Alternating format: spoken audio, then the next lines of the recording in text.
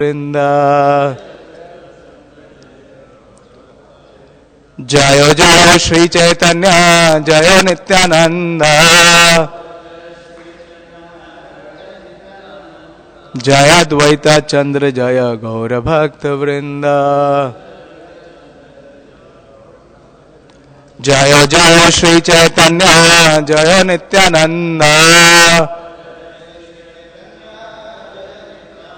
जय अद्वैत चंद्र जय गौर भक्त वृंद। आज एकादशी के दिन हम अपने परंपरा अनुसार श्रील प्रभुपाद जी के लीलामृत से पाठ करेंगे और महाप्रभु के सबसे प्रमुख पार्षदों और उनके अनुयायियों में श्रील प्रभुपाद जी हैं। तो इससे पहले कि हम श्रील प्रभुपाद जी के जीवन चरित्र से उनके दिव्य लीलाओं का श्रवण करें, पहले थोड़ा इस एकादशी के महात्मा और इस विशेष एकादशी, दो एकादशी हमारे मंदिर के लिए बहुत ही विशेष है, विशेष रूप से श्री राधा पारसारथी मंदिर के प्रांगण में। पहली है मोक्षदा एकादशी, जिस दिन भगवान ने अपने मुखारविंद से श्रीमद् भगवद गीता का प्रवाह किया है। और दूसरी एकादशी है पांडव निर्जला एकादशी। तो वास्तव में अगर दोनों एकादशी देखें तो भगवान और भक्त का जो प्रेम है उसका ये एक मैनिफेस्टेशन है, एक प्राकट्य है, विशेष रूप से श्री राधा पार्थसारथी का। क्योंकि पांडवों के प्रेम की वजह से भगवान ने अर्जुन के माध्यम से भगवद गीता दी, और पांडव विशेष रूप से भीमसेन, जो बिना अन्न के जी नहीं सकते, कृष्ण के प्रेम के लिए उन्होंने आज के दिन यानी पांडव निर्जला एकादशी के दिन ना सिर्फ पूरा अन्न से उपवास किया बल्कि जल से भी उपवास किया। तो बहुत विशेष है। और वैष्णव संप्रदाय में जो वैष्णव जो ट्रेडिशन है उसमें एकादशी का इतना महत्व है कि भगवान श्री चैतन्य ने अपनी जो पहली शिक्षा दी वो एकादशी के लिए ही दी।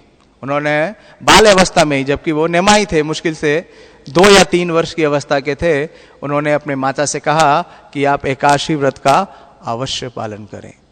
और आज के दिन यानी एकादशी के दिन ही भगवान चैतन्य ने अपना संकीर्तन जो आंदोलन है उसका उसको स्टार्ट किया। तो चैतन्य भागवत में एक बड़ी सुंदर प्यार है और उसमें श्रील भक्ति सिद्धांत ठाकुर बहुत विशेष तात्पर्य देते हैं। ये चैतन्य भागवत मध्य खंड 8वां अध्याय और 138वां प्यार, ये है भगवान का ऐश्वर्य। भगवान का ऐश्वर्य क्या है उसमें बतलाते हैं, श्री हरि वासरे हरि कीर्तन विधान नित्र आरंभिला प्रभु जगतेर प्राण। श्री हरि वासरे, एकादशी का जो नाम है वो है श्री हरि वासरा, यानी कि एकादशी का दिन जो है वो स्वयं भगवान का दिन है। और श्रील भक्ति सिद्धांत सरस्वती ठाकुर लिखते हैं एकादशी और द्वादशी और भगवान का आविर्भाव का दिन, अपीयरेंस डे, ये समान है। इतना विशेष वैष्णव आचार्यों ने इसके ऊपर विशेष ध्यान दिया है। तो हरिवासरे का मतलब है जिस दिन भगवान स्वयं इस दिन में वास करते हैं। और बहुत सारे वार हैं हमारे कैलेंडर में, 7 और वार हैं, रविवार, सोमवार, मंगलवार। लेकिन ये सारे जो वार हैं ये किसके लिए है? ये अन्य देवी देवताओं के लिए है। लेकिन पूरे महीने में केवल 2 विशेष वार हैं, और वो वार कौन से हैं? श्री हरिवास। तो श्रील भक्ति सिद्धांत सरस्वती ठाकुर लिखते हैं कि हरि भक्ति विलास में श्रील सनातन गोस्वामी इसका वर्णन करते हैं। और व्रत का मतलब क्या है? व्रत का मतलब यह है कि कोई संकल्प लेना, वाव। और भक्ति सिद्धांत सरस्वती ठाकुर लिखते हैं कि अगर कोई आज के दिन व्रत करता है एकादशी के दिन और भगवान श्री कृष्ण का स्मरण करता है भक्ति के भाव से, पहला तो ये कार्य होना चाहिए कि भगवान का स्मरण करे और वो व्रत का पालन करे। दूसरा जप, कि वो भगवान के नामों का उच्चारण करता है, हरे कृष्णा कृष्णा कृष्णा हरे हरे, हरे राम राम राम हरे हरे। तो आज के दिन जप जरूर करना चाहिए। और तीसरा क्या बोल रहे हैं, हरि कीर्तन विधान, कि आज के दिन भगवान का भजन करना चाहिए। तो भजन का मतलब क्या है? भजन का मतलब ये नहीं है कि खाली करताल और मृदंगा से ही भजन होता है। भजन का मतलब है कोई भी ऐसा कार्य जिससे भगवान प्रसन्न होते हैं। तो विशेष रूप से भगवान का या भगवान के भक्तों का गुणगान और अपना मन भगवान में, उनके चरण में केंद्रित करते हुए अगर हम आज के दिन जो भौतिक इच्छाएं हैं उसको अपने से दूर रखते हैं, उसका त्याग करते हैं, क्योंकि आज के दिन क्या है, no eating and no sleeping. यहां तक कि जल भी ग्रहण नहीं करना है। तो श्रील भक्ति सिद्धांत सरस्वती ठाकुर बहुत विशेष बात बोलते हैं कि इसका परिणाम क्या होगा, इसका आउटकम क्या होगा, वो ये होगा कि बिना किसी संशय के वो भगवान के धाम को जाएगा, जिस प्रकार से प्रहलाद महाराज जो निश्चित रूप से भगवत धाम प्राप्त हुआ। तो अगर जो ये विधि विधान हमारे आचार्यों ने दिए हैं एकादशी के, अगर इसका पालन करते हैं, हाँ, उपवास करते हैं, व्रत रखते हैं, जप करते हैं, भजन करते हैं, तो इसका प्रतिफल ये है कि हमें निश्चित रूप से भगवान का धाम प्राप्त होगा। और यही बात भगवान का जो ये धाम है प्राप्त होगा, श्रील प्रभुपाद जी अपने एक तात्पर्य में बोलते हैं भगवत गीता में। हम सब अपनी भक्ति में ये भगवान से प्रार्थना करते हैं कि हमारी भक्ति कैसी हो, दृढ़व्रता, सततम कीर्तयन्तो माम यतन्तश्च दृढ़व्रतम। तो जो दृढ़ व्रत है वो क्या है? तो प्रभुपाद जी अपने तात्पर्य में लिखते हैं कि दृढ़ व्रत ये है कि जो आचार्यों के द्वारा दिए गए विधि विधान है उनका दृढ़ता के साथ पालन करना। बहुत सारे प्रभुपाद जी ने हमें रूल्स एंड रेगुलेशन दिया, लेकिन प्रभुपाद इसमें प्रमुखता जो वर्णन कर रहे हैं वो बोल रहे हैं कि जिस प्रकार से भगवान का जो आविर्भाव का दिन है उस दिन उपवास करना, और विशेष रूप से एकादशी के दिन उपवास करना। तो प्रभुपाद जी कह रहे हैं कि अगर इन विधि विधानों का हम दृढ़ता के साथ पालन करते हैं तो निश्चित रूप से ही हमें भगवान का संग प्राप्त होगा। प्रभुपाद जी लिखते हैं, those who are actually interested in getting admission in the association of supreme personality of Godhead in the transcendental world, they follows these rules and regulations strictly. तो भगवत धाम जाने के लिए कोई बहुत विशेष प्रयास करने की आवश्यकता नहीं है, केवल ये आवश्यकता है कि जो हमारे आचार्यों ने ये विधि विधान दिए। और प्रभुपाद जी उसमें एक और बहुत विशेष बात लिखते हैं, क्योंकि ये जो श्लोक है ये 13वें श्लोक के बाद है 9वें अध्याय का, जिसमें भगवान बोलते हैं कि महात्मा कौन है। महात्मा नास्तु माम पार्था देवीं प्रकृति माश्रिता। तो प्रभुपाद जी लिखते हैं कि व्यक्ति महात्मा बनता कैसे है।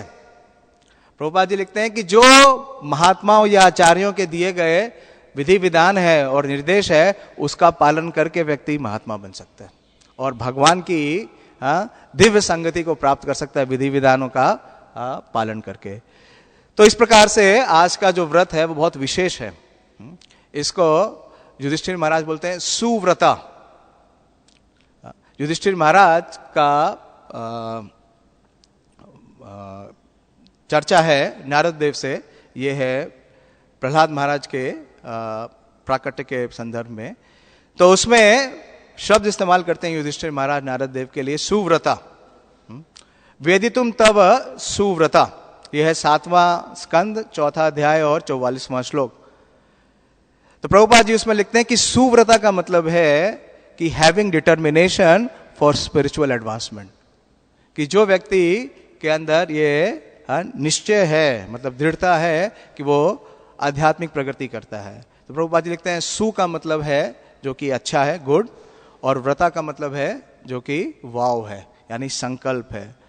तो सुव्रता का मतलब है कि जो व्यक्ति ऐसे संकल्प लेता है कि वो आध्यात्मिक जीवन में प्रगति कर सकता है।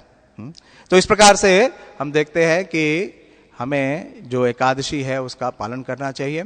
और आज का जो एकादशी है वो बहुत विशेष रूप से भीमसेन के ऊपर केंद्रित है।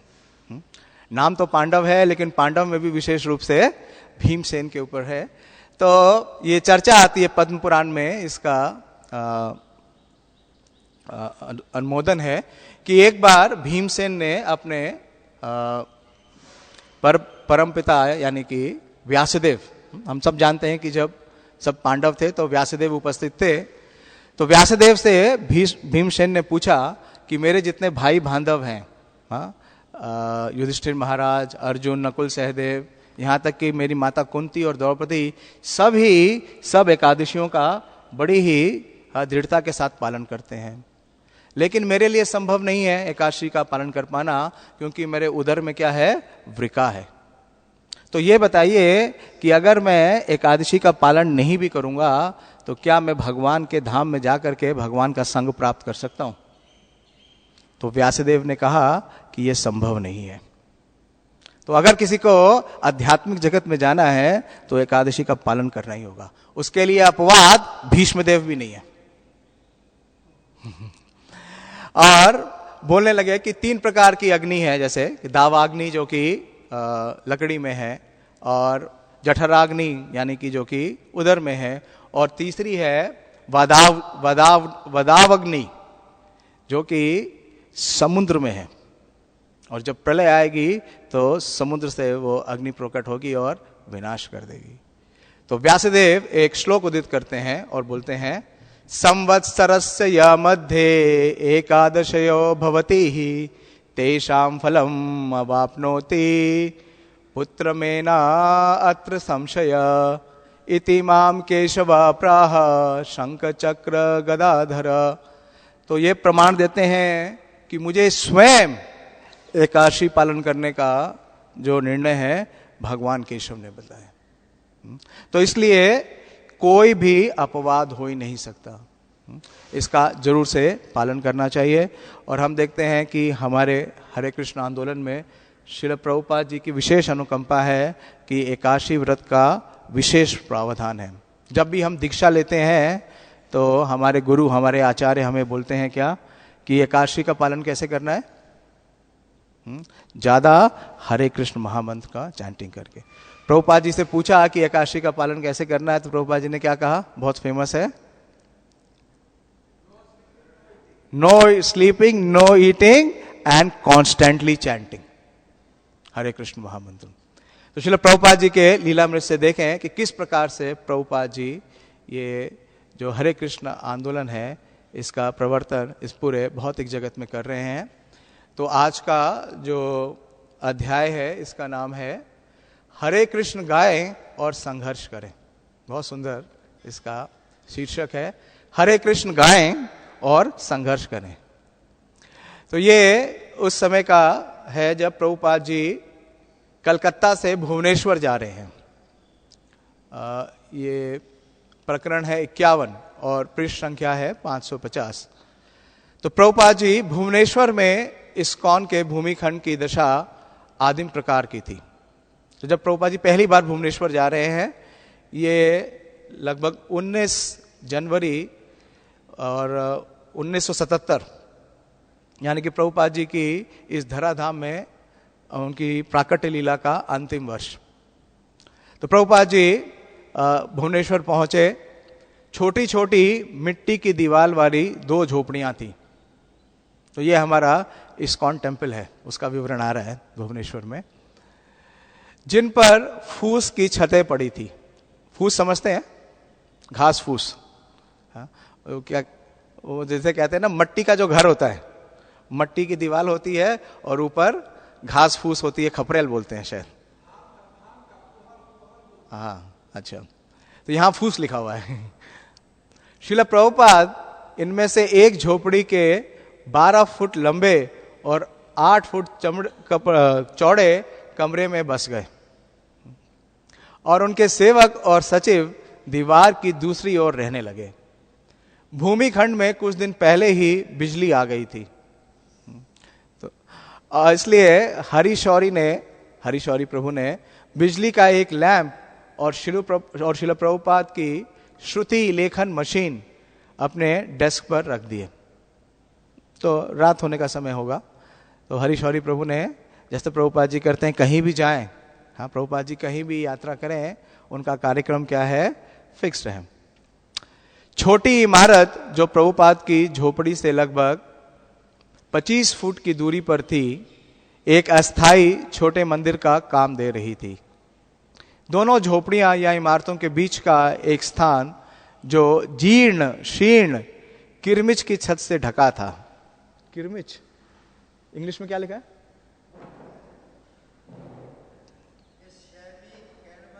हाँ, किरमिच कैनवस का मतलब है कपड़ा, तिरपाल।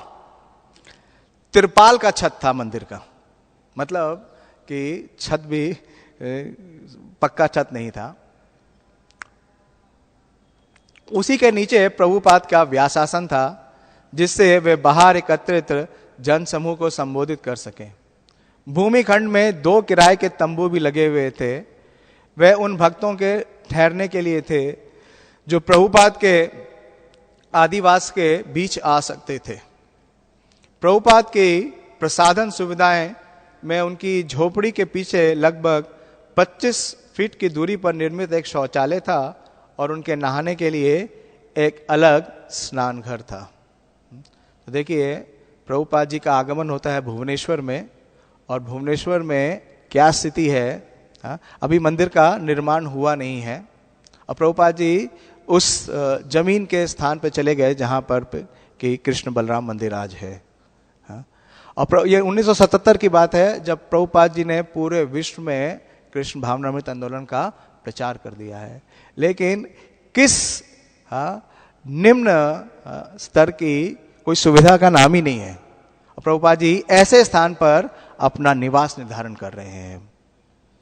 श्रील प्रभुपाद को आदिम सुविधाओं की कोई परेशानी नहीं थी। वे वस्तुतः उन्हें पसंद करते थे। तो प्रभुपाद जी इस प्रकार का सादा, प्रभुपाद जी ने कहा कि सादा जीवन और उच्च विचार, और प्रभुपाद जी इसे अपने जीवन से, अपने चरित्र से इसको दिखलाते हैं, क्रियान्वित करते हैं।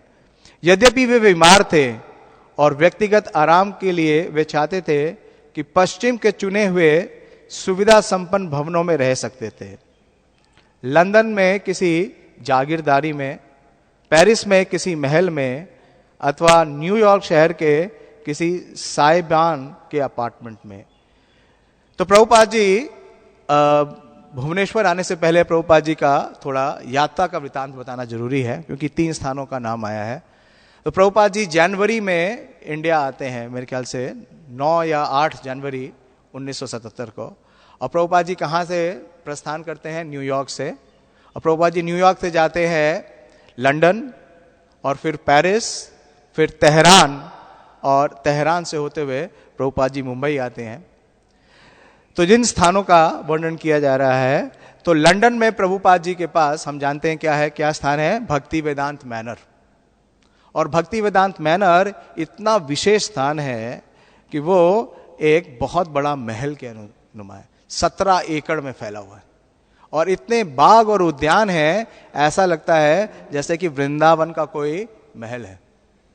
और प्रभुपाद जी ने उसको उसी प्रकार से विकसित किया कि कोई भी व्यक्ति वहां आए तो उसे किसका स्मरण हो? वृंदावन का। और बहुत ही सुख सुविधाओं से संपन्न, क्योंकि वो निवास स्थान किसका था? जॉर्ज हैरिसन का, जो कि उस समय विश्व के सबसे प्रख्यात गायक थे। बहुत ही सुविधाएं थी वहां पे, ऐश्वर्य था। और यमुना माता जी लिखती हैं कि जब प्रभुपाद जी वहां पे रहते थे तो प्रभुपाद जी बहुत प्रसन्न रहते थे, बहुत पीसफुल रहते थे, क्योंकि चारों तरफ बहुत ही सुंदर वातावरण था। लेकिन प्रभुपाद जी ने वो स्थान को अपना निवास स्थान नहीं चुना। उसके बाद वर्णन आ रहा है कि न्यूयॉर्क। तो प्रभुपाद जी जब न्यूयॉर्क से आए तो कुछ ही माह पूर्व, ये जुलाई 1976 की बात है, जब प्रभुपाद जी न्यूयॉर्क जाते हैं तो तमाल कृष्ण महाराज और रामेश्वर स्वामी और भक्त उन्हें पहली बार न्यूयॉर्क की जो नई बिल्डिंग खरीदी थी, जो कि मैनहट्टन में है, उसमें ले गए थे। और वो भवन इतना विशाल था कि उसमें 600 भक्त निवास करते थे। 12 स्टोरी का वो बड़ा बिल्डिंग था, और वो बिल्डिंग एम्पायर स्टेट बिल्डिंग, जो कि न्यूयॉर्क का सबसे बड़ा स्टेटस सिंबल है, उसके बिल्कुल समीप था, सबसे मेन सेंटर में था, और सारी सुख सुविधाओं से पूरी तरीके से संपन्न था। और तीसरा विवरण आ रहा है कि पेरिस के महल का, जहां पे श्री श्री राधा लंडनेश्वर है। तो इस प्रकार से प्रभुपाद जी के पास इतना अवसर था, इतनी सुविधाएं थी, लेकिन प्रभुपाद जी ने उसको कभी स्वीकार नहीं किया। अपने व्यक्तिगत लाभ के लिए प्रभुपाद जी ने कभी उन सुविधाओं को इस्तेमाल नहीं किया। प्रभुपाद जी एक बार लॉस एंजलिस में थे और भावानंद स्वामी उस समय वो प्रभुपाद जी से मिलने गए, बिल्कुल एकांत में, केवल 2 जने थे, श्रील प्रभुपाद और भावानंद स्वामी। तो प्रभुपाद जी बहुत प्रसन्न थे। तो प्रभुपाद जी ने कहा कि मेरा जीवन भी बिल्कुल गोस्वामियों की तरह है। गोस्वामी वृंदावन के पेड़ के नीचे रहते थे और मैं क्या करता हूं कि अपने मंदिरों में या महलों में रहता हूं, लेकिन मैं वहां पे टिकता नहीं हूं। मैं अनावरत क्या करता हूं, यात्रा करता रहता हूं। तो इस प्रकार से हम देखते हैं कि प्रभुपाद जी इस बात से जरा भी हालांकि उनका स्वास्थ्य भी ठीक नहीं है, यहां बताया जा रहा है प्रभुपाद जी का स्वास्थ्य बहुत खराब हो गया था, क्योंकि प्रभुपाद जी इससे कुछ दिन पहले कुंभ मेले में थे। पिछली बार हमने जब श्रवण किया तो उसके ऊपर विवरण आ रहा था कि प्रभुपाद जी जब कुंभ मेले में जाते हैं तो वहां पे बहुत सर्दी थी और प्रभुपाद जी पूरी 3 रात वहां सोए नहीं और वहां पे बिजली नहीं मिलती थी, तो जो उनका हीटर है वो भी काम नहीं करता था और प्रभुपाद जी 3 रात जगते रहे। तो उससे उनका काफी स्वास्थ्य खराब हो गया और उनका हाथ और पैर दोनों ठंड की वजह से फूल गया। ऐसा कई भक्तों को होता है कि जब ज्यादा ठंड होती है तो उनके हाथ और पैरों में क्या हो जाती है, स्वेलिंग हो जाती है। मैंने देखा है हमारे मंदिर के भी एक भक्त हैं, उनको ज्यादा सर्दी सूट नहीं करती, तो वो क्या करते हैं, सर्दी में किसी और स्थान पे जाते हैं क्योंकि उनके हाथ पैर फूल जाते हैं। लेकिन प्रभुपाद तब भी कुंभ मेला छोड़ना नहीं चाहते थे। प्रभुपाद जी उस स्थान से जाना नहीं चाहते थे क्योंकि प्रभुपाद जी ने कहा यह स्थान है प्रचार करने का। लेकिन उनके प्रमुख शिष्य श्री रामेश्वर स्वामी ने कहा कि प्रभुपाद जी ये ठीक है कि आप कुंभ मेले में हैं तो कई लोगों को, लाखों लोगों को, हो सकता है हजारों लोगों को आप दर्शन दे दें, लेकिन इससे भी महत्वपूर्ण आपका कार्य है आपका लेखन का कार्य, क्योंकि जब आप पुस्तकें देंगे तो वो करोड़ों लोगों तक जाएगी और कई वर्षों तक पूरे मनुष्य समाज का मार्गदर्शन करेंगी। तो प्रभुपाद जी को ये जो तर्क था वो स्वीकार हो गया। प्रभुपाद जी उनकी बात से सहमत हो गए और प्रभुपाद जी भुवनेश्वर आने के लिए इसलिए तैयार हो गए कि प्रभुपाद जी बोलते हैं कि भुवनेश्वर का जो जलवायु है वो दोनों ही मेरे अनुकूल है। विशेष रूप से प्रभुपाद जी बोलते हैं कि वहां पे जो बिंदु सरोवर है, उस बिंदु सरोवर के जल में कुछ ऐसी विशेष तत्व है, कुछ ऐसे विशेष औषधि हैं कि जिसका अगर मैं सेवन करूंगा तो मैं जल्दी स्वस्थ हो सकूंगा और अपना लेखन कार्य कर सकूंगा। तो इस पृष्ठभूमि से प्रभुपाद जी का आगमन होता है भुवनेश्वर में। किंतु उन्होंने उड़ीसा के धूलगर्द भरे एकांत भूमि खंड में मिट्टी और घास फूस से बनी झोपड़ी का आदिम जीवन अच्छा लग रहा था और वह इससे बहुत प्रसन्न थे। तो ये है हमारे संस्थापक आचार्य श्रील प्रभुपाद जी का सादा जीवन। बाहर के व्यासासन पे बैठे हुए प्रभुपाद ने भक्तों और स्थानीय लोगों के एक छोटे से जन समूह को संबोधित किया। उन्होंने कहा कि चैतन्य महाप्रभु के 2 प्रिय स्थान थे, बंगाल और उड़ीसा। और उड़ीसा जगन्नाथपुरी में उन्होंने अपने जीवन के अंतिम 18 वर्ष व्यतीत किए। तो प्रभुपाद जी जब भुवनेश्वर आए तो उन्हें किसका स्मरण हो रहा है, चैतन्य महाप्रभु का। वो इस बात का स्मरण कर रहे हैं कि किस प्रकार से भगवान चैतन्य ने अपने जीवन के अंतिम 18 वर्ष पुरी में बिताए। और प्रभुपाद जी इसी व्याख्यान में बोलते हैं कि 2 स्थान महाप्रभु के लिए विशेष हैं। क्या है? नॉर्मली प्रभुपाद जी बोलते हैं उड़िया और गौड़िया, लेकिन इस व्याख्यान में प्रभुपाद जी बोलते हैं पुरिया क्योंकि प्रभुपाद जी को जगन्नाथपुरी का स्मरण हो रहा है, तो बोलते हैं पुरिया और गौड़िया। हाँ, प्रभुपाद जी ने इस दिन जो लेक्चर दिया है ये है 19 जनवरी 1977। उस दिन प्रभुपाद जी ये 2 शब्द इस्तेमाल करते हैं, बंगाल और उड़ीसा।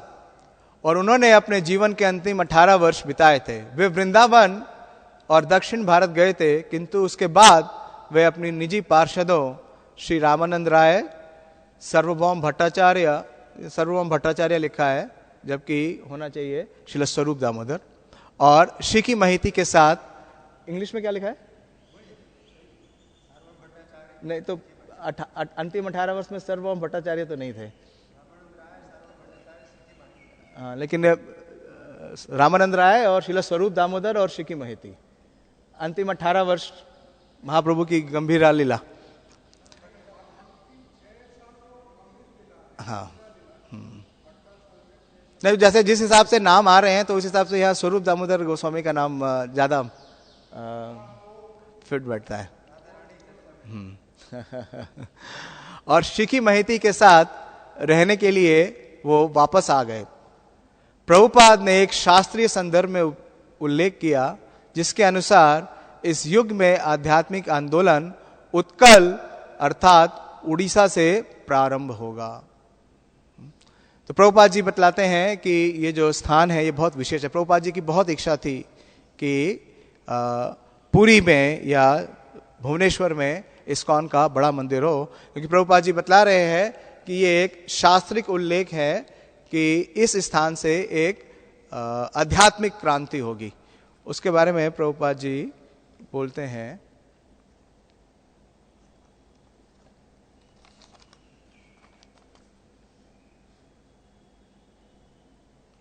प्रभुपाद जी ने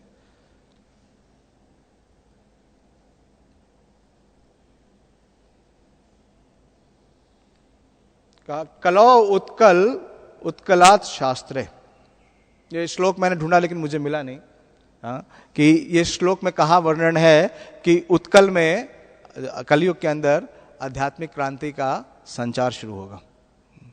हो सकता है ऋषि कुमार प्रभु, हयग्रीव प्रभु, आप लोग ढूंढ सकते हैं कि किस प्रकार से जो रेफरेंस दे रहे हैं श्रील प्रभुपाद जी कि कलयुग के अंदर जो क्रांति है आध्यात्मिक वो उत्कल क्षेत्र से होगी। पद्म पुराण, लेकिन वो श्लोक क्या है? श्लोक ढूंढना, अगर आप बता दें तो। अच्छा, उसका श्लोक है। अच्छा, जाओ।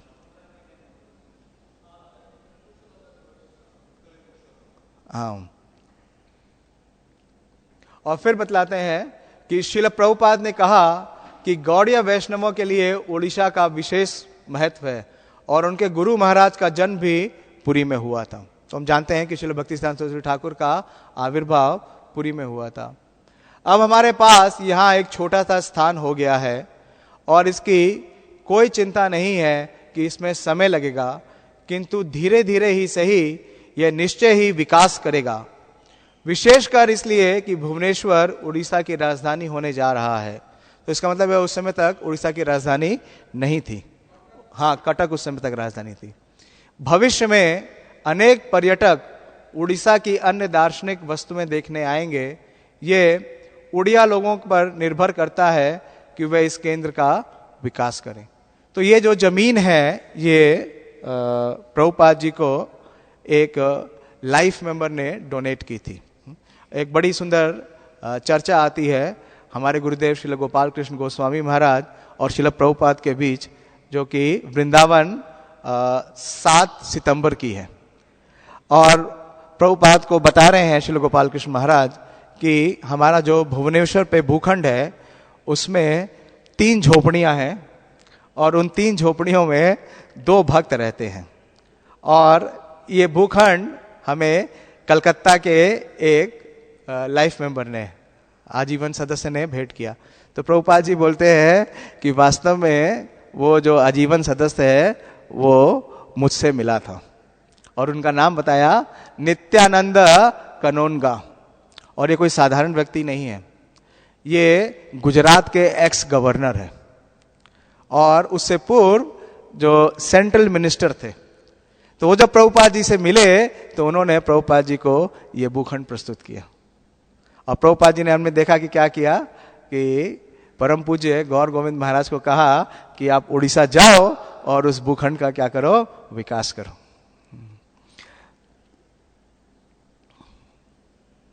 प्रभुपाद ने गौर गोविंद स्वामी से बात की और उनसे विज्ञापन देने को कहा और कहा कि तीसरे पहर निजी बैठकें होंगी और रात में व्याख्यान कीर्तन प्रसाद का कार्यक्रम होगा। तो प्रभुपाद जी बता रहे हैं क्योंकि उस समय उस स्थान के लिए जो प्रभुपाद जी के शिष्य थे उसको विकसित करने की जिम्मेदारी प्रभुपाद जी ने गौर गोविंद महाराज को दी थी। तो प्रभुपाद जी बता रहे हैं कि मेरा दिन भर का दिनचर्या किस प्रकार से रहेगा, उस हिसाब से आप व्यवस्था करिए। अब उस दिन सांध्या समय बहुत कम लोग आए। शुरुआत थी, कोई प्रचार नहीं था, भुवनेश्वर में कोई जानता नहीं था इस्कॉन के बारे में, ना ही श्रील प्रभुपाद जी के बारे में। तो उन्होंने प्रयास किया, लेकिन प्रभुपाद जी को सुनने के लिए बहुत ही कम लोग आए। इस्कॉन की और उड़ीसा में प्रचार कार्य बहुत अल्प हुआ था और प्रभुपाद के विषय में अधिक जानकारी नहीं थी। निःशुल्क प्रसाद के लिए अधिकतर स्थानीय किसान, ग्रामवासी और गरीब लड़के इकट्ठे हुए थे। तो अट्रैक्शन क्या था?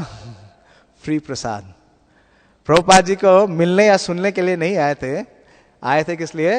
फ्री प्रसाद के लिए। तो प्रभुपाद जी ने कई बार कहा कि आवर टेम्पल्स में फेल, आवर फिलॉसफीज में fail, but prasadam will never fail. Prabhupada ने श्रोताओं से कहा कि वे 3 भाषाएं अंग्रेजी, बंगाली और हिंदी में बोल सकते थे, किंतु उड़िया में नहीं। इसलिए उन्होंने अंग्रेजी में बोलने का निर्णय लिया और गौर गोविंद महाराज ने उनका अनुवाद किया। तो प्रभुपाद जी ने पूछा, वो थोड़े से लोग जो आए हुए थे, कि मैं 3 भाषाएं बोल सकता हूं, बंगाली बोल सकता हूं, हिंदी बोल सकता हूं और अंग्रेजी। लेकिन उन लोगों को तीनों नहीं आती थी। लेकिन प्रभुपाद जी के साथ उनके कुछ शिष्य थे, तो प्रभुपाद जी हमेशा इस बात की प्राथमिकता देते थे कि उनके जो शिष्य हैं, क्योंकि वो बहुत ही गंभीरता से हर एक प्रभुपाद जी के शब्दों का श्रवण करते थे, तो प्रभुपाद जी ने डिसाइड किया कि वो अंग्रेजी में बोलेंगे और गौर गोविंद महाराज उसका अनुवाद करेंगे। वे कुछ वाक्य बोलकर चुप हो जाते, तब गौर गोविंद उड़िया में अनुवाद सुनाते थे। प्रभुपाद ने अपने सांध्याकालीन व्याख्यान में कहा, इस भौतिक संसार में परम ईश्वर ही सर्वोच्चता के विरोध का प्रयत्न सदैव होता आया है। तो प्रभुपाद जी ने बताया कि भगवान का जो परम सत्ता है उसको लोग स्वीकार नहीं करते, उसका विरोध करते हैं, और यह कुछ नया नहीं है। वर्तमान समय में तथाकथित वैज्ञानिक का एकमात्र धंधा ईश्वर की सर्वोच्चता का विरोध करना है, और विरोधियों में सबसे जो अग्रणी है वो क्या है? आज का वैज्ञानिक वर्ग।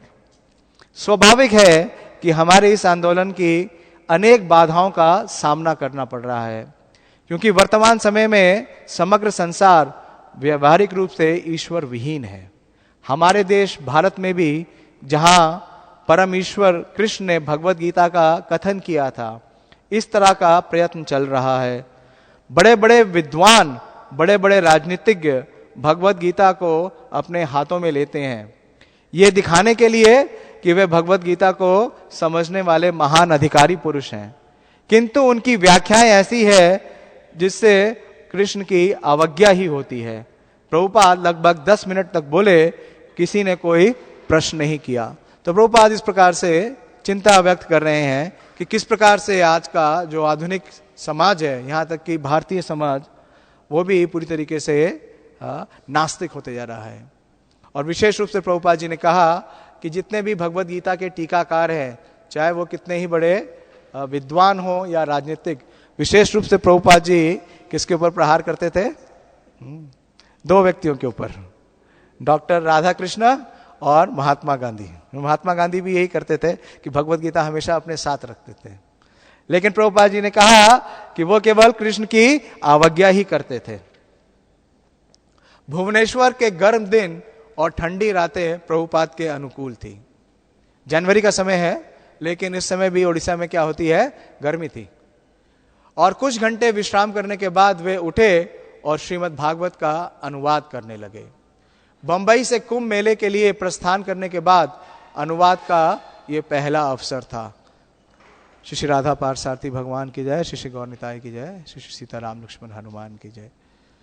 तो लगभग 20 दिन से ज्यादा हो चुके हैं और प्रभुपाद जी का अनुवाद कार्य नहीं चल पा रहा था।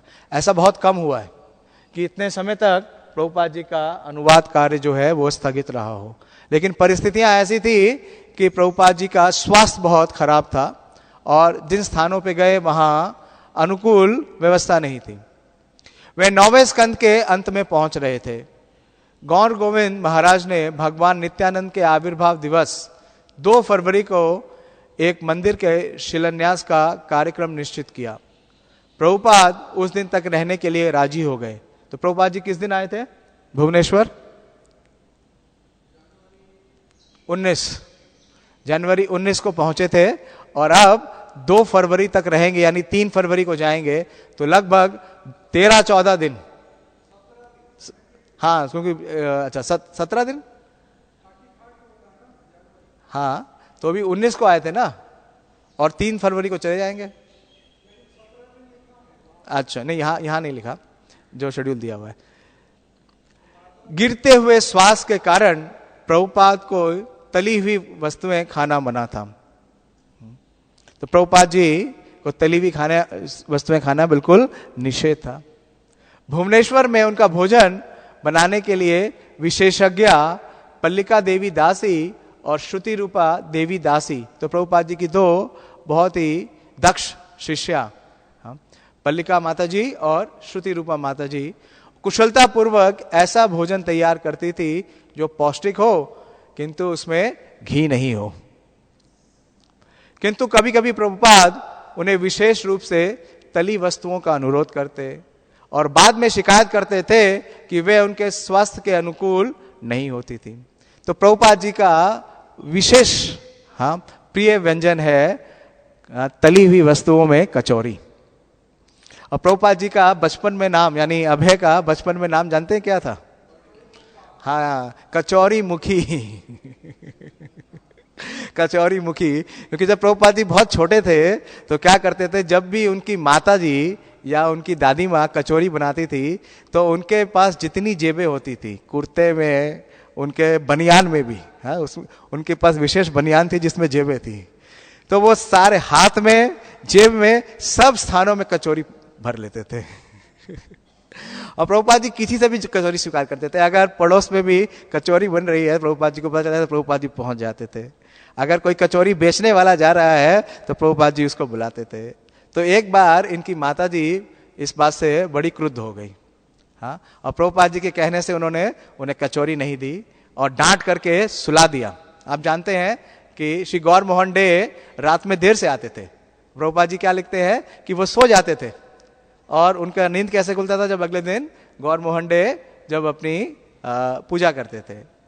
तो जब उनके पिताजी घर आए तो उन्हें पता चला कि अभय रूस करके सो गया है, हाँ, और उसकी माता ने उसे कचौरी नहीं दी है। तो श्रील गौर मोहन डे प्रभुपाद जी अपने संस्करण में स्वयं बतलाते हैं यमुना माता जी को कि स्वयं उनके पिताजी ने रात को 9 बजे आने के बाद कचौरी बनाई, भोग लगाया, प्रभुपाद जी को उठाया और उन्हें कचौरी खिलाई। प्रभुपाद जी का इतना कचौरी प्रेम है, इसलिए हम देखते हैं कि प्रभुपाद जी का जब भी तिरोभाव होता है तो एक आइटम तो फिक्स है, उसमें कोई चेंज नहीं होता, और वो है कचौरी। तो प्रभुपाद जी को बचपन से ही इसका शौक था। तो जब उनकी शिष्याएं नहीं दे रही थी तो प्रभुपाद जी क्या कर रहे हैं, प्रभुपाद जी कंप्लेंट कर रहे हैं। रामेश्वर स्वामी, गर्ग मुनि स्वामी और भावानंद गोस्वामी श्री प्रभुपाद के साथ उनकी कुटीर में बैठे हुए उनके कार्यक्रम के संबंध में विचार विमर्श कर रहे थे। वे कह रहे थे कि इस्कॉन के शत्रु इतने मताम्ध थे कि वे प्रभुपाद का अमेरिका जाना खतरनाक होगा। इसका कारण है कि इसके पृष्ठभूमि में आता है कि उस समय इस्कॉन के विरोध में विशेष रूप से कई लीगल केसेस चल रहे थे और उन्हें बताया गया कि ये एक ब्रेन वॉशिंग कल्ट है। ब्रेन वॉशिंग को क्या बोलेंगे, हाँ, मस्तिष्क का, हाँ, शोधन करने वाला आंदोलन।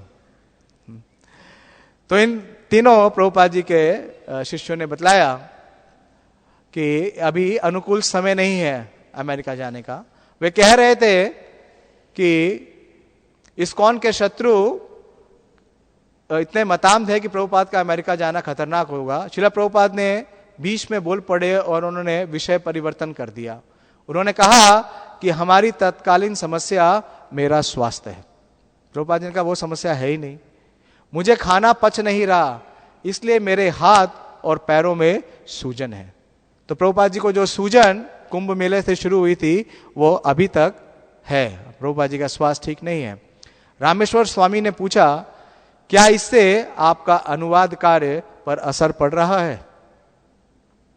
देखिए प्रभुपाद जी क्या बोलते हैं। प्रभुपाद ने कहा, उस पर असर नहीं पड़ा, वे चल रहा है। मैंने 17 खंडों का अनुवाद कर दिया है, अनुवाद प्रभावित नहीं होगा।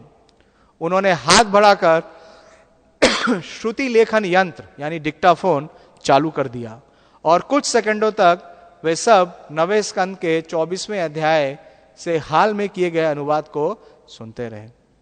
जब प्रभुपाद जी ने बताया कि उनकी तत्कालीन जो समस्या है वो है उनका बिगड़ता हुआ स्वास्थ्य, लेकिन जब रामेश्वर स्वामी ने पूछा कि इससे आपका अनुवाद कार्य अवधान हो रहा है, तो प्रभुपाद जी ने कहा कि इससे मेरे अनुवाद कार्य पे कोई फर्क नहीं पड़ेगा। विशेष रूप से प्रभुपाद जी का जो ये पुस्तक का जो लेखन है, जब यानी कि उनका जो डिक्टाफोन में जो डिक्टेशन है वो अविरल चलता रहा। भावानंद प्रभु यानी भावानंद स्वामी अपने एक और संस्करण में बतलाते हैं कि एक बार प्रभुपाद जी ने उन्हें बताया, प्रभुपाद जी ने विशेष रूप से बताया कि वो इस धराधाम में नहीं आना चाहते थे, इस भौतिक जगत में नहीं आना चाहते थे और कृष्ण उन्हें भेजना चाहते थे। वो मना कर रहे थे और कृष्ण उन्हें धकेल रहे थे। हाँ, प्रभुपाद जी बोलते हैं कि कृष्ण ने कहा, go down and print books, कि आप नीचे जाइए और पुस्तकें छापिए। और प्रभुपाद जी का कितना इस आज्ञा के प्रति कितना उनका समर्पण है कि कितनी भी विपरीत परिस्थिति हुई, प्रभुपाद जी ने अपना लेखन कार्य कभी भी अवरोध नहीं होने दिया। प्रभुपाद जी उस स्थान को छोड़ दिए, कुंभ मेला को। प्रभुपाद जी वहां गए थे 21 जनवरी तक रहने के लिए, 10 दिन का मेला था, 19 तारीख से लेकर के 21 तारीख तक। लेकिन 15 तारीख को प्रभुपाद जी ने वो स्थान छोड़ दिया। क्यों? क्योंकि लेखन में अवरोध आ रहा था। लेकिन प्रभुपाद जी ने लेखन का कार्य कभी नहीं छोड़ा। तो प्रभुपाद जी यही बोल रहे हैं। रामेश्वर स्वामी ने कहा, हम जानते हैं कि डॉक्टरों के संबंध में आपके विचार अच्छे नहीं हैं। तो प्रभुपाद जी का स्वास्थ्य खराब है, लेकिन उनकी इतनी साहस नहीं हो रहा है कि वो प्रभुपाद जी से कहें कि कुछ डॉक्टरों से आपका इलाज करा दें। प्रभुपाद ने कहा, मैं बिना किसी डॉक्टर के मरना चाहता हूं। मैं सख्त बीमार भी पड़ जाऊं तो किसी डॉक्टर को मत बुलाना। देखिए प्रभुपाद जी ने बहुत कड़ा आदेश दिया। हरे कृष्ण गाइएगा, घबराइएगा नहीं। मरना हरेक को है। हम बिना किसी डॉक्टर के शांतिपूर्वक मरे, ये सारी औषधियां, इंजेक्शन, परहेज सब बेकार है। देखिए प्रभुपाद जी का जो निर्णय है, जो उनका विश्वास है, जो उनकी चेतना है, प्रभुपाद जी कह रहे हैं कि किसी डॉक्टर की कोई आवश्यकता नहीं है। और हमारी स्थिति क्या है? प्रभुपाद जी के सेकंड जनरेशन में है कि अनावरत क्या करते हैं, डॉक्टरों की शरण में जाते हैं। प्रभुपाद जी यहां बतला रहे हैं कि हरे कृष्ण गाइएगा, घबराइएगा नहीं। हरे कृष्ण का गान करें और कृष्ण पर निर्भर रहें। नास्तस्य चागदम उद्वंती, ये महाराज प्रहलाद का श्लोक है। इसके 7वें स्कंद से ही है और हरिशौरी ने प्रभुपाद की पुस्तकों के खाने से श्रीमद् भागवत उठाया और उसमें से 7वें स्कंद का खंड 2 निकाला और कुछ ही क्षणों में उन्होंने श्लोक ढूंढ निकाला और जोर से पढ़ा। तो प्रभुपाद जी क्या दे रहे हैं? शास्त्रिक रेफरेंस दे रहे हैं। प्रभुपाद जी कह रहे हैं कि ये जो विचार हैं ये मेरे नहीं है, ये विचार किसके हैं? महाभागवत प्रहलाद महाराज के। वो नरसिम्हदेव से क्या प्रार्थना कर रहे हैं? हे मेरे प्रभु नरसिम्हदेव, हे परमात्मा, जीवन की देहात बुद्धि के वशीभूत बंधन में पड़े आत्मा आपके द्वारा उपेक्षित होकर अपने उन्नयन के लिए कुछ भी नहीं कर सकते। वे जिस प्रकार का भी उपचार का अवलंबन लें, वे कदाचित कुछ काल के लिए ही लाभकारी हो सकता है, पर अंत में निश्चय ही अस्थायी सिद्ध होगा। दृष्टांत में कोई माँ बाप अपने बच्चे की रक्षा सदा नहीं कर सकता। तो प्रभुपाद जी 3 उदाहरण दे रहे हैं प्रहलाद महाराज से कि जिस प्रकार से माँ बाप हैं, बड़ा फेमस श्लोक है ये श्रीमद् भागवतम का, प्रहलाद महाराज का, बालस्य नेह शरणम पितरो नरसिम्हा। इसका विशेष जो निष्कर्ष है वो ये है कि त्वाद उपेक्षिता नाम, कि अगर भगवान किसी की रक्षा नहीं करते, अगर किसी कोई भगवान से रक्षित नहीं है, अगर उपेक्षित है, तो फिर उसके लिए इस संसार में कोई भी उपाय नहीं है, चाहे वो कितनी भी औषधियां ले, चाहे वो कितना भी उपचार करे। तो इस प्रकार से प्रभुपाद ने कहा ये सब तथ्य है। गर्ग मुनि स्वामी बोले अंततः यही होता है, किंतु हो सकता है कि हम आपकी अस्थायी तौर पर कुछ आराम पहुंचा सकें। तो प्रभुपाद जी के प्रति बहुत समर्पित थे और बहुत प्रेम करते थे सारे प्रभुपाद जी के शिष्य, और विशेष रूप से ये तीनों सन्यासी हैं जिनका नाम आया है, गर्ग मुनि और रामेश्वर स्वामी और भावानंद स्वामी। तो उन्होंने कहा कि कोई बात नहीं, आप जो कह रहे हैं वो सत्य है, लेकिन अस्थायी रूप से भी आपको अगर कुछ आराम मिल जाए। प्रभुपाद ने कहा हाँ, लेकिन कोई गहन उपचार स्वीकार नहीं किया जाएगा। बेहतर है कि उन्होंने ये कहा इससे अच्छा है कि हरे कृष्ण का जप करें। भावानंद ने कहा श्रील प्रभुपाद, इसके पूर्व जब आपका स्वास्थ्य अच्छा नहीं था तो संसार भर में मंदिरों में लोग हरे कृष्ण जपने लगे और एक अतिरिक्त कीर्तन आयोजित किया गया था, शायद हम लोग फिर से वही कर सकते हैं। तो प्रभुपाद ने कहा नहीं, मेरे स्वास्थ्य के लिए नहीं, आप सामान्य रूप से कीर्तन अवश्य करें। सेकेंड एवेन्यू का वो पहला दौर था। तो प्रभुपाद जी से जो भावानंद महाराज ने कहा उसके पीछे भी एक दृष्टांत है कि जब प्रभुपाद जी अमेरिका में प्रचार कर रहे थे 1967 में, तो उस समय प्रभुपाद जी को एक बार स्ट्रोक आया, बहुत ही विषम स्ट्रोक को क्या बोलेंगे, आघात हुआ, और प्रभुपाद जी को लगा कि शायद वो जीवित नहीं रहेंगे। तो प्रभुपाद जी ने उस समय पहली बार हमारे आंदोलन में नरसिम्ह देव की जो प्रार्थनाएं हैं, जो नरसिम्ह स्तुति है, उसके लिए अपने अनुयायियों को बोला और कीर्तन करने के लिए बोला। लेकिन प्रभुपाद जी कह रहे हैं कि ये जनरल रूल नहीं है, ये हमेशा के लिए नहीं है। प्रभुपाद जी ने कहा अभी के लिए ऐसा नहीं। सेकेंड एवेन्यू का वह पहला दौर था जो लगभग जानलेवा था। आप वहां उपस्थित थे, मेरा ख्याल है। प्रभुपाद गर्ग मुनि की ओर मुड़े तो सबसे शुरू में आने वाले प्रभुपाद जी के अनुयायियों में ब्रह्मानंद प्रभु हैं और उनके अनुज गर्ग मुनि प्रभु। 1967 में ये दोनों उपस्थित थे। 1967 में प्रभुपाद को दिल के दौरा को याद करने लगे। हरीश औरी ने कहा कि होम्योपैथी के डॉक्टर का एक विशेष दवा बतलाई है और प्रभुपाद उसका प्रयोग करने के लिए राजी हो गए। तो प्रभुपाद जी जो एलोपैथी है उसमें तो बिल्कुल ही विश्वास नहीं करते थे और होम्योपैथी या आयुर्वेद को स्वीकार करते थे।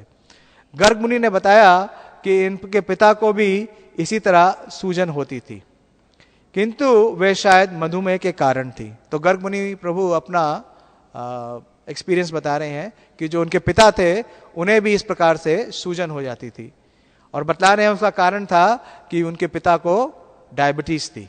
तो प्रभुपाद ने कहा मुझे मधुमेह है। तो प्रभुपाद जी ने कहा मुझे भी डायबिटीज है। गर्ग मुनि ने कहा कि उनके पिता प्रतिदिन इंसुलिन का इंजेक्शन लिया करते थे। प्रभुपाद ने कहा बहुत से ऐसे लोग हैं जो दिन में एक बार इंसुलिन का इंजेक्शन लेते हैं और यद्यपि उनका ऐसा कोई इरादा नहीं था। तो हम कहीं नहीं देखते कि प्रभुपाद जी ने कभी भी इंसुलिन का इंजेक्शन लिया। हाँ, क्योंकि प्रभुपाद जी अपने सिद्धांत पर हमेशा अडिग हैं। उन्होंने कोई भी जो एलोपैथ का उपचार है स्वीकार नहीं किया। क्या करें, 8:45 बज गया, यहीं समाप्त करें, पेज समाप्त हो गया। हाँ, तो इस प्रकार से हम श्रील प्रभुपाद जी के इस लीलामृत के इस लीला क्रम से विशेष रूप से दो बातें देखते हैं कि किस प्रकार से प्रभुपाद अपनी जो सेवा है उसके प्रति अप्रतिहता, जो भक्ति की परिभाषा बतलाई गई है कि सबे पुंसा परो धर्मो यतो भक्ति रधोक्षजे अहेतु की अप्रतिहता यह आत्मा सुप्रसिद्धति। और प्रभुपाद जी अपने जीवन के अंतिम समय तक भी अपने अनुवाद का कार्य करते रहे। उनका शरीर पूरी तरीके से जीर्ण हो गया था, उसमें जरा भी लग रहा था कि रक्त नहीं है, बिल्कुल पूरा हड्डियों का ढांचा हो गया था, लेकिन प्रभुपाद जी की चेतना इतनी दिव्य है कि उनका अनुवाद का कार्य अनावरत चलता रहा। और दूसरा कि प्रभुपाद का एब्जॉर्प्शन किस में था? अपनी सर्विस में था, ईटिंग और स्लीपिंग में नहीं था। तो प्रभुपाद जी भुवनेश्वर जैसे स्थान पर जहां पे कोई सुख सुविधा नहीं थी, प्रभुपाद जी वहां भी प्रसन्न है। और जहां तक मुझे ध्यान आ रहा है, प्रभुपाद जी ने ना सिर्फ अपने 9वें स्कंद का अनुवाद किया, वहां पे हमें एक और ग्रंथ दिया जितने दिन प्रभुपाद जी ने निवास किया, और वो है श्री उपदेशामृत। उपदेशामृत का अनुवाद प्रभुपाद जी ने अपने भुवनेश्वर के प्रवास के दौरान ही किया। वो पूरा पुस्तक ही दे दिया, और उसमें इतनी गंभीर शिक्षाएं हैं श्रील रूप गोस्वामी की। तो इस प्रकार से हम देखते हैं कि चैतन्य चरितमृत में एक बहुत ही सुंदर प्यार आती है कि प्रगाढ़ प्रेमेरा ही स्वभाव निज दुख विघ्न आदि ना करे विचार, कि जिसका प्रगाढ़ प्रेम है उसका क्या स्वभाव है कि निज दुख विघ्न आदि ना करे विचार। तो इसका जीवन उदाहरण श्रील प्रभुपाद जी है, और किस प्रकार से प्रभुपाद जी ने इतने कष्ट सहे हैं। 1977 में जबकि वो विश्व के आचार्य थे, जैसा मैंने सुना है कि श्रील गौर गोविंद महाराज ने उनको ठहरने के लिए एक अच्छे गेस्ट हाउस में व्यवस्था की थी, लेकिन बिरला गेस्ट हाउस तो पुरी में है, भुवनेश्वर में भी है, तो बिरला गेस्ट हाउस में व्यवस्था की थी, लेकिन प्रभुपाद जी ने वहां जाने से इनकार कर दिया। तो ऐसा दिव्य चरित्र है, आपानी आचारी प्रभु जीवेर सिखाए।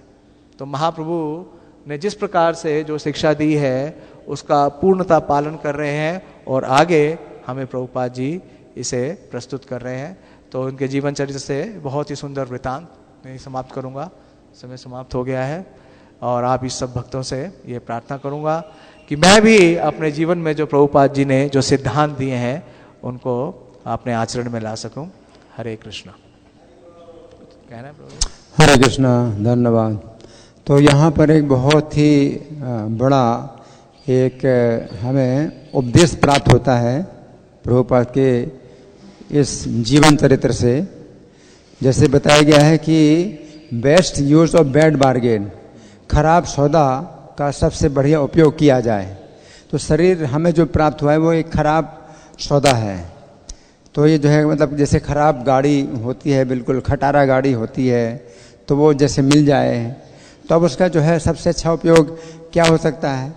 एक तरीके तो ये है कि बस खटारा गाड़ी है तो हमेशा उसको रिपेयर ही कराते रहो, कुछ काम ही नहीं होगा, तो कुछ काम आप नहीं निकाल पाएंगे और रिपेयर कराते रहें। तो प्रभुपाद का यही कहना था कि अगर आप मतलब अपने शरीर का इलाज कराएं तो जो है बहुत लंबा इलाज कराएं, और उसमें जो है मतलब पूरा टाइम उसी में लगा दें, और जो है उनका किताब के लेखन का कार्य, अनुवाद का कार्य बिल्कुल बंद हो जाए, बस उसी में ही लगे रहें, तो वो जो है फिर जो है एक नुकसान है।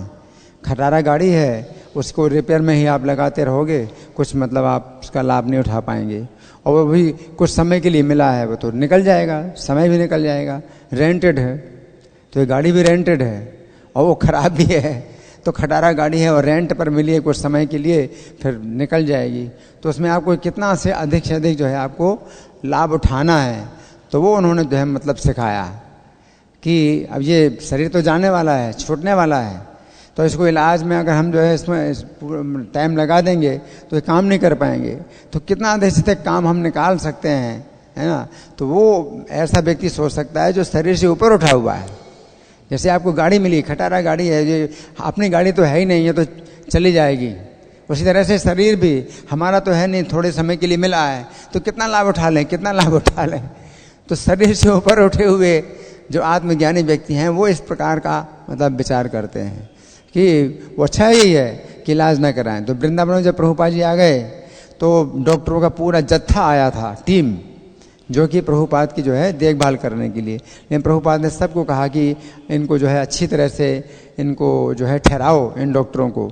लेकिन डॉक्टरों किसी डॉक्टर को नहीं बुलाया उन्होंने, अपने इलाज के लिए देखभाल के लिए किसी को नहीं बुलाया। अनुवाद करते रहे और कीर्तन कराते रहे, उसी में अपना शरीर छोड़ा। तो ये जो है बहुत बड़ी शिक्षा है जो प्रभुपाद ने दी। और एक दूसरी बात यह है कि कुंभ मेला में जो उनका शरीर ज़्यादा खराब हो रहा था तो शरीर की रक्षा भी करने का उन्होंने जो है विचार किया कि शरीर की रक्षा भी करना है साथ साथ, कि ताकि लेखन का कार्य उनका होता रहे। तो हम भी जो है अपने शरीर की रक्षा करें। तो इतना भी है कि यथासंभव अपने शरीर की रक्षा भी करनी है, लेकिन साथ साथ जो है जो भजन कार्य है, अपना भजन, कृष्ण की सेवा, जो अपने श्रवण कीर्तन के कार्यक्रम है, तो ये ना बंद हो और अपने शरीर की रक्षा हो। और कुछ ऐसे छोटे मोटे इलाज जिसमें कि भजन में कोई बाधा ना पड़े, तो होम्योपैथी की तो बड़ी आसानी से आप गोली ले सकते हैं, उसमें अपना कोई टाइम खराब नहीं होता है।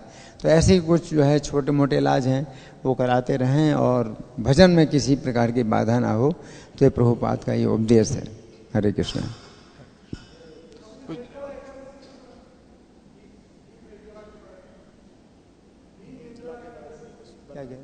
भीम निर्जला एकादशी।